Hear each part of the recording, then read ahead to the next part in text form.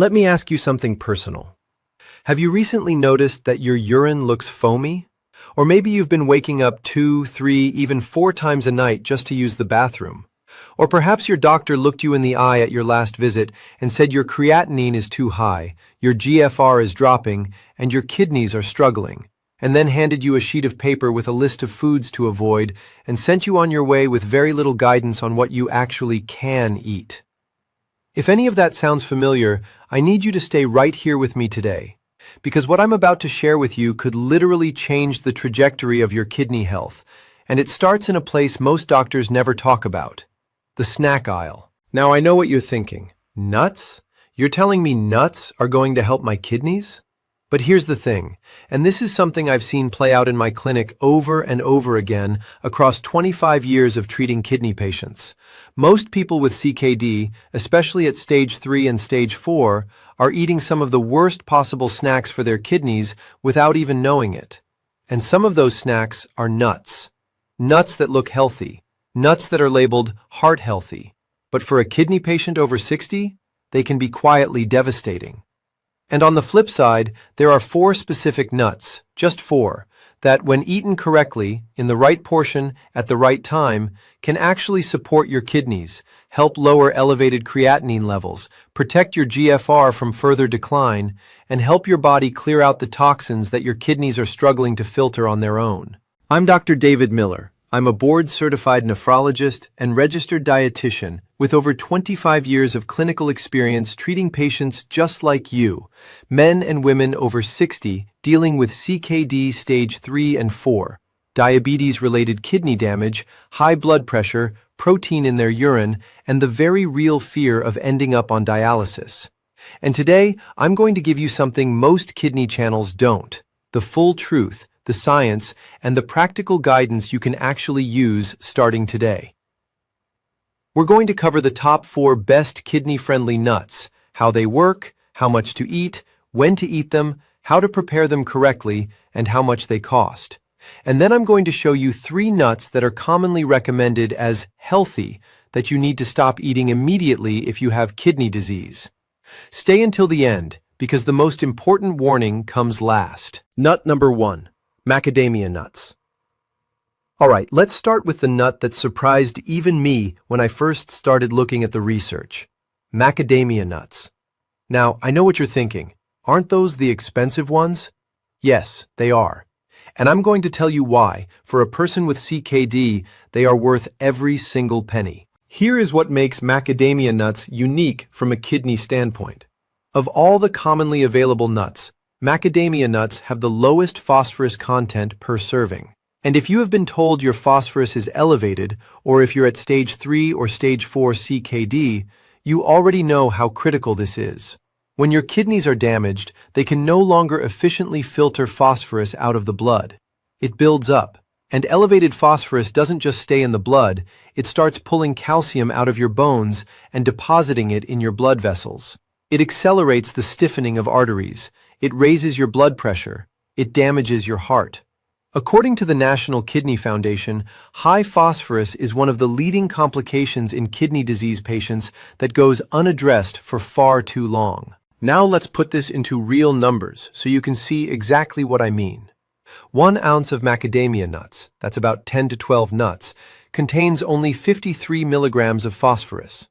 Compare that to almonds, which we're going to talk about later as one of the harmful nuts, and you're looking at nearly 135 milligrams of phosphorus for the same serving size. That is nearly 3 times more. For a kidney patient trying to stay under the daily phosphorus threshold, which the NKF typically recommends keeping between 800 and 1,000 milligrams per day for CKD patients, that difference is enormous. But phosphorus is only part of the story. Macadamia nuts are also naturally very low in potassium, about 103 milligrams per ounce. Again, this matters because, just like phosphorus, potassium is filtered by the kidneys. When kidney function declines, potassium accumulates. High potassium, a condition called hyperkalemia, can cause dangerous heart rhythm problems. It can stop your heart. It is one of the reasons doctors sometimes put CKD patients on very strict fruit and vegetable restrictions. So having a snack that is genuinely low in both phosphorus and potassium, that is rare. Macadamia nuts offer exactly that combination. Now here's something I want you to really sit with, because this is the part that most YouTube videos about kidney health completely skip over. Macadamia nuts are the highest nut source of monounsaturated fatty acids, specifically oleic acid, which is the same primary fat found in olive oil.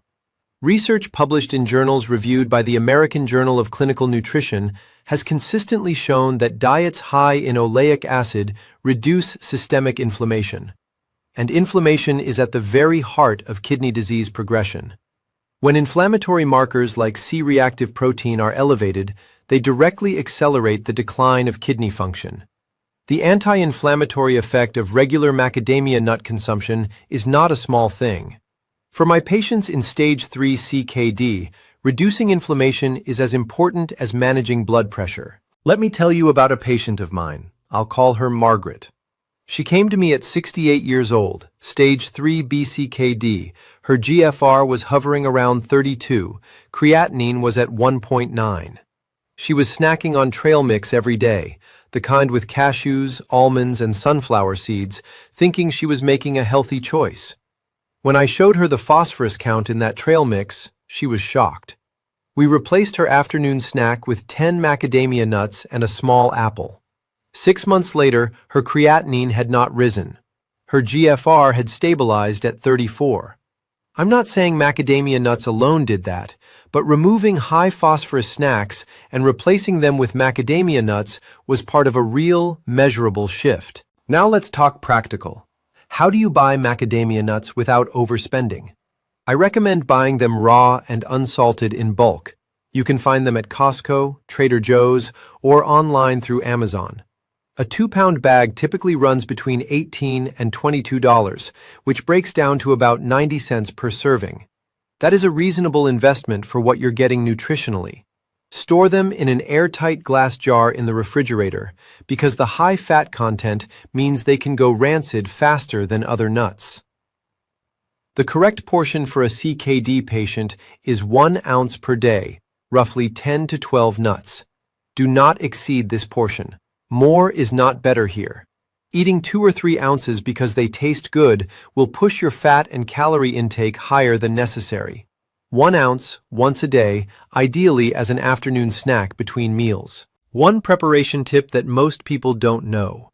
Soaking macadamia nuts in water for 4 to 6 hours and then drying them before eating can reduce the natural enzyme inhibitors that sometimes cause digestive discomfort. This is particularly helpful for seniors whose digestive systems are more sensitive. You don't have to do this, but if you've noticed bloating from nuts in the past, try it. And here is the most important rule. Always buy unsalted.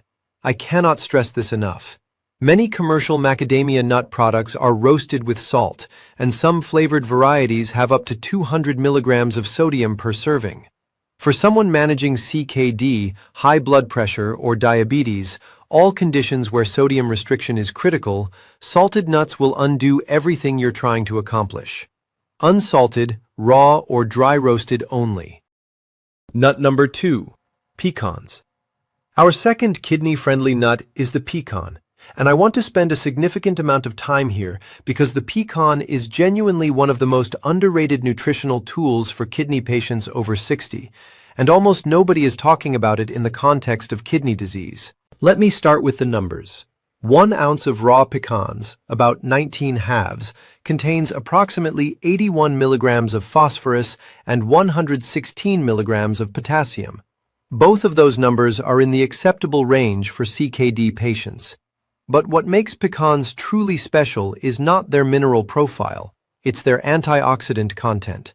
Pecans contain one of the highest concentrations of gamma-tocopherol of any tree nut. Gamma-tocopherol is a specific form of vitamin E that has been shown in research published in the American Journal of Clinical Nutrition to reduce oxidative stress, and oxidative stress is one of the primary mechanisms by which the kidney's tiny filtering units, called glomeruli, are progressively destroyed in CKD. Think of it this way. Inside your kidneys are approximately 1 million tiny filters called nephrons. When you have CKD, those filters are being damaged faster than they can recover. Oxidative stress, caused by an imbalance between free radicals and your body's antioxidant defenses, is like rust forming on those filters. It accelerates the damage. Gamma-tocopherol from pecans acts like a rust inhibitor.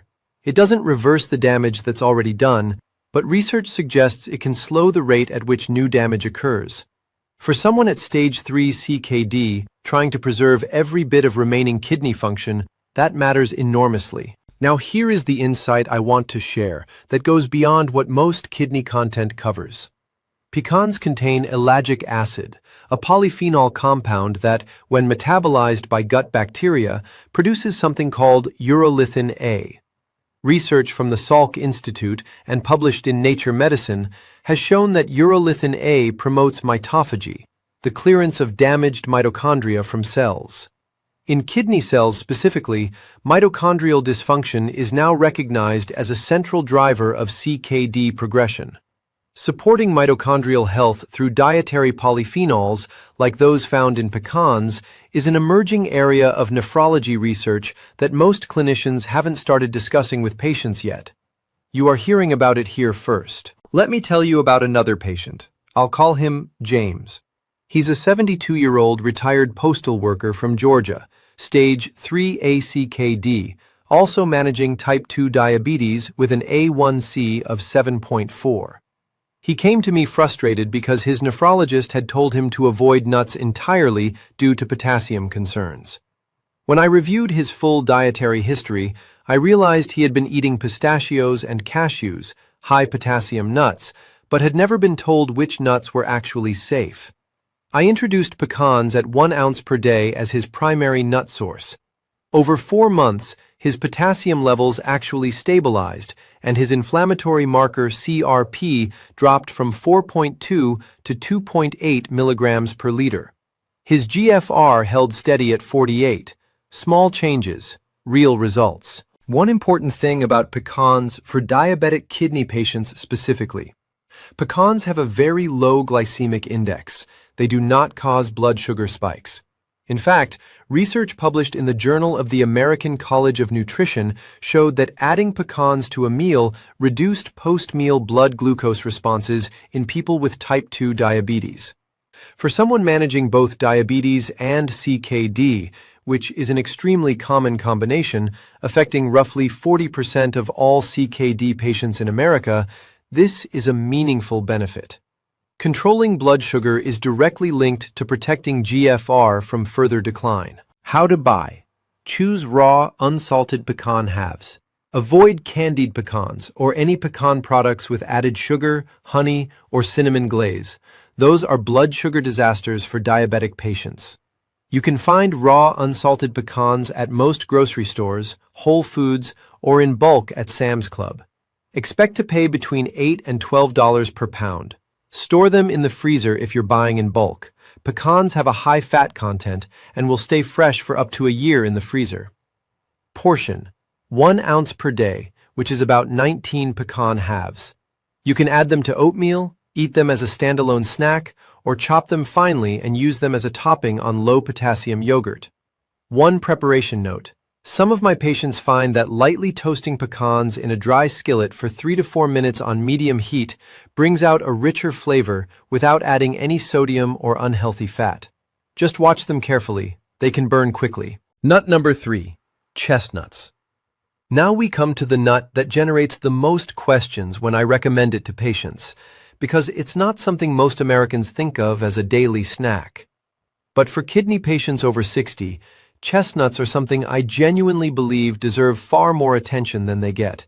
So let me explain exactly why. First, the nutritional profile. Chestnuts are unlike any other nut in one critical way. They are primarily a carbohydrate, not a fat. 1 ounce of chestnuts contains about 15 grams of carbohydrate, only 1 gram of fat, and just 1 gram of protein. Compare that to other nuts, which are primarily fat and protein. And here's why this matters for kidney patients. Protein, even plant protein, produces nitrogen waste products when it's metabolized. Those waste products, including urea and creatinine, are exactly what your kidneys are struggling to filter out. When your kidneys aren't functioning at full capacity, excess protein accelerates the accumulation of these waste products in the blood. A lower protein nut like chestnuts is therefore a much gentler choice for the kidneys. But that's not the full story. The phosphorus content of chestnuts is remarkably low, only about 39 milligrams per ounce. The potassium is moderate at around 170 milligrams per ounce, which is manageable within a CKD diet when consumed in the recommended portion. And chestnuts are rich in vitamin C, something almost no other nut contains in significant amounts. Vitamin C is a potent antioxidant that helps protect kidney tubular cells from oxidative damage. Research from Harvard Medical School's publication in JAMA Internal Medicine has linked adequate vitamin C intake with slower progression of kidney disease in older adults. Now, here is the creatinine connection I mentioned, and I want to be very clear about the science here so you understand what's actually happening. Elevated serum creatinine is a byproduct of muscle metabolism. Specifically, it's produced when creatine phosphate in muscle tissue is broken down during normal daily activity. When kidney function declines, creatinine is not efficiently cleared, and blood levels rise. The medical evidence does not support any food lowering creatinine the way a drug would. What the research does support is that reducing dietary protein, reducing inflammation, improving hydration, and protecting residual kidney function can slow the rate at which creatinine continues to rise. Chestnuts, by virtue of their extremely low protein content, their anti-inflammatory compounds, and their gentle kidney load, contribute to that protective effect over time. I want to be honest with you about that distinction, because your health depends on you having accurate information, not hype. How to buy chestnuts. Fresh chestnuts are available in the fall at most grocery stores, but the most practical year-round option is vacuum-sealed roasted chestnuts. You can find these at Trader Joe's, Asian grocery stores, or on Amazon. They come pre-peeled and ready to eat. A 5-ounce package costs about $4 to $5, which is very affordable. Make sure you're buying plain roasted chestnuts with no added salt or sweeteners. Portion: 1 ounce. About 3 to 4 medium chestnuts per day. Because of their carbohydrate content, diabetic patients should be aware that a larger portion can impact blood sugar. Keep it to 1 ounce and consume them with a fat source like a small amount of olive oil to slow glucose absorption. One delicious preparation method my patients enjoy: warm chestnuts in a small pan with a drizzle of olive oil and a pinch of rosemary. It makes a deeply satisfying, kidney-safe snack that feels indulgent without being harmful. Hey, before I share nut number 4, which is honestly the one that surprises people the most, I want to take a quick second. If this information is helping you, if you're learning something today that your doctor hasn't told you, please hit the like button right now. It takes literally 2 seconds, and it helps us reach more seniors who are navigating kidney disease without the guidance they deserve. We are on a mission to reach 100,000 subscribers on this channel, because every subscriber means another family getting real, science-backed kidney health information for free. So if you haven't subscribed yet, please do it now and hit the bell so you never miss a new video. And I want to do something fun today. Drop a comment below and tell me what state or country you're watching from. I want to see how far this community reaches. Whether you're in Florida, Texas, the UK, Canada, Australia, Japan, drop your location below. Let's see how global this kidney health family really is. All right, let's get to nut number 4. This one is going to surprise you. Nut number 4, pine nuts. Pine nuts. These little seeds, and technically pine nuts are seeds, not true nuts, but we include them in the nut family nutritionally, are one of the most powerful kidney-supportive foods you can add to your daily diet after 60. And almost nobody is talking about them in the context of CKD. Let me tell you why they belong on this list. Pine nuts are rich in a compound called pinolenic acid, a polyunsaturated fatty acid that is unique to pine nuts and found in no other commonly consumed food. Research published in the journal Lipids in Health and Disease has shown that pinolenic acid activates specific satiety hormones, cholecystokinin and GLP-1, that reduce appetite and improve insulin sensitivity. Why does this matter for your kidneys?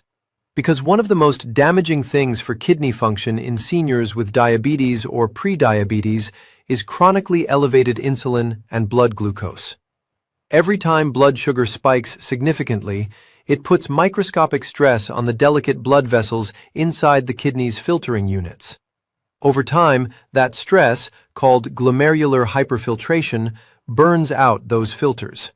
Anything that naturally improves insulin sensitivity and reduces blood sugar variability is, indirectly but meaningfully, protecting your kidneys. Beyond pinolenic acid, pine nuts are an excellent source of magnesium, about 71 milligrams per ounce. Magnesium is a mineral that plays a crucial role in regulating blood pressure, and research from Johns Hopkins has linked magnesium deficiency with accelerated progression of CKD. Many seniors over 60 are chronically low in magnesium because aging reduces intestinal absorption efficiency, and many blood pressure and diabetes medications can deplete magnesium stores.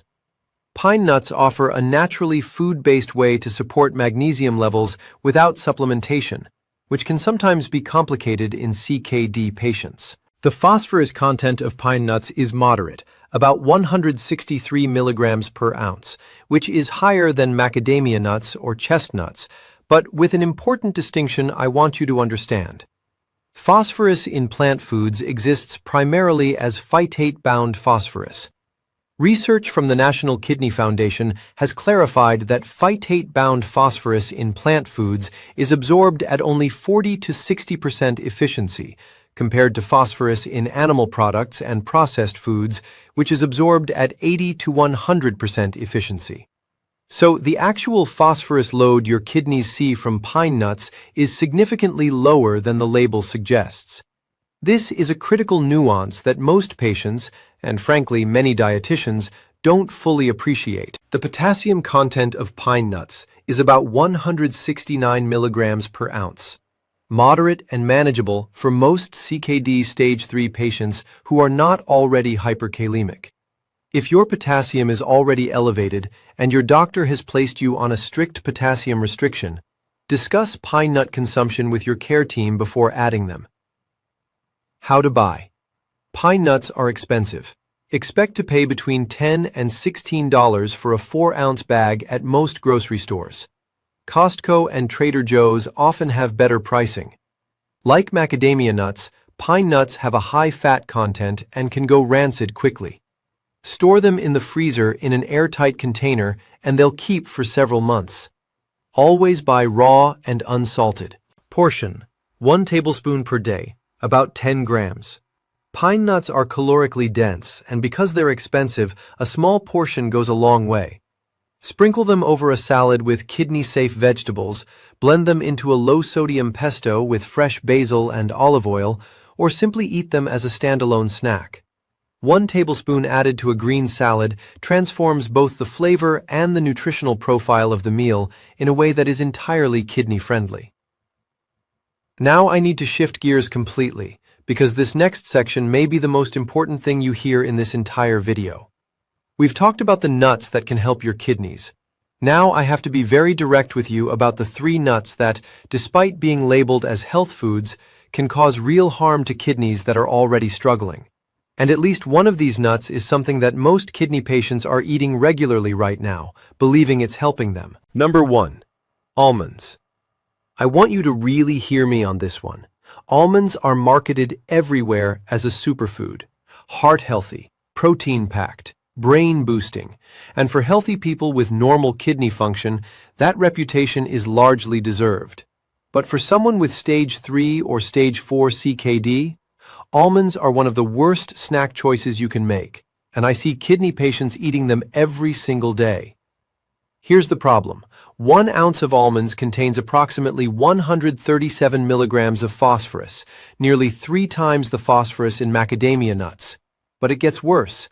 Almonds also contain about 208 milligrams of potassium per ounce, and 1 ounce of almonds has about 6 grams of protein. In a single ounce of almonds, you are getting a triple hit of phosphorus, potassium, and protein. all three of the key nutrients that the National Kidney Foundation specifically recommends CKD patients limit. It is almost as though someone designed the perfect food to overload damaged kidneys. And here is the part that genuinely concerns me in clinical practice. Almond flour is now in everything: keto bread, protein bars, grain-free crackers, paleo pancake mixes. Many of my patients who are managing CKD are also trying to eat lower carbohydrate diets to manage their diabetes or weight, and they have switched to almond flour-based products thinking they're making healthier choices. A single serving of almond flour bread can contain 250 to 300 milligrams of phosphorus. That is 1/3 of a CKD patient's entire daily phosphorus budget in one slice of bread. I also want to mention almond milk specifically. Many patients with lactose intolerance or who are trying to reduce dairy have switched to almond milk. And while commercial almond milk is actually relatively low in phosphorus because it's diluted, unsweetened plain almond milk is generally fine for CKD patients in moderate amounts. The problem is, almond-based products, almond butter, almond flour baked goods, whole almonds, and flavored almond snacks. Those are the items to eliminate from your grocery list. My clinical recommendation: if you have CKD stage 3 or higher, remove almonds, almond flour, and almond butter from your diet entirely, and discuss with your nephrologist or renal dietitian before reintroducing them in any form. Number 2. Cashews. Cashews are creamy, delicious, and have a reputation as a gentler nut because they have slightly less fiber and fat than almonds. But for kidney patients, cashews are problematic for a specific reason that goes beyond just their mineral content. Let's start with the numbers. 1 ounce of cashews contains approximately 168 milligrams of phosphorus and 187 milligrams of potassium. Those numbers alone put cashews in the moderate to high-risk category for CKD patients. But what really elevates the concern with cashews is their oxalate content. Oxalates are naturally occurring compounds found in many plant foods. In people with healthy kidneys, oxalates are filtered out and excreted in urine without issue. But in people with impaired kidney function, oxalates can accumulate and form calcium oxalate crystals, the most common type of kidney stone. And research published in the Clinical Journal of the American Society of Nephrology has shown that in patients with CKD, even low levels of hyperoxaluria, excess oxalate in the urine, can cause what's called oxalate nephropathy, a direct form of kidney tubular damage that can further accelerate the decline of GFR. Cashews are considered a high oxalate food. For patients who already have a history of kidney stones or whose CKD was originally related to kidney stone disease, cashews are a food that should be eliminated entirely. For other CKD patients, the combined burden of phosphorus, potassium, and oxalates makes cashews a poor choice even in moderate amounts. Another issue I see clinically: cashew butter has exploded in popularity as a peanut butter alternative, particularly among patients who believe peanuts are too high in aflatoxins or who prefer the flavor. Cashew butter concentrates all of those oxalates and phosphorus into a very easy-to-overconsume format. 2 tablespoons of cashew butter can contain as much phosphorus as 3 ounces of whole cashews. It is very easy to significantly overload your kidneys without realizing it. My recommendation: remove cashews and cashew butter from your shopping list. If you enjoy a nut butter, sunflower seed butter made from unsalted sunflower seeds is a more kidney-friendly alternative in small amounts, but always check with your renal dietitian first. Number 3. Peanuts. I know this one is going to be hard for a lot of people to hear. Peanuts are an American staple. They're affordable, they're familiar, and peanut butter is in almost every household in the country. But I need to walk you through why peanuts are a significant concern for anyone with kidney disease. First, let's address the phosphorus and protein issue. 1 ounce of dry roasted peanuts contains about 107 milligrams of phosphorus and 7 grams of protein, one of the highest protein contents of any nut. And 2 tablespoons of peanut butter, a very easy portion to exceed, contains about 7 grams of protein and 100 milligrams of phosphorus. For CKD patients who are already being asked to limit protein intake to protect their kidneys from excess nitrogen waste, peanut butter is a high-protein snack that many patients consume daily without realizing how it's contributing to their protein load. But here is the issue that almost never gets discussed in kidney health content, and it is one that I feel a professional obligation to share with you directly. Peanuts, unlike true tree nuts like macadamia or pecans, are actually legumes that grow underground, and they are uniquely susceptible to colonization by a mold called Aspergillus flavus, which produces a potent carcinogenic toxin called aflatoxin. The United States FDA does test peanut products for aflatoxin and has regulatory limits in place, but research published in the journal Food and Chemical Toxicology has shown that chronic, low-level aflatoxin exposure, the kind that occurs with regular peanut consumption over months and years, can cause direct nephrotoxicity, meaning it can directly damage kidney cells. For people with already compromised kidney function, this is a risk that deserves serious consideration. I want to be clear. I am not telling you that eating peanut butter once causes kidney damage. The evidence is about chronic, repeated exposure over time. But for a patient who is already fighting to preserve every unit of kidney function they have, adding a regular source of a known nephrotoxic compound, even at low levels, is a risk that is entirely unnecessary when better alternatives exist. If you love peanut butter and the thought of giving it up feels impossible, I understand. Here is a practical middle ground. Consider switching to natural, small-batch peanut butter from Valencia peanuts specifically.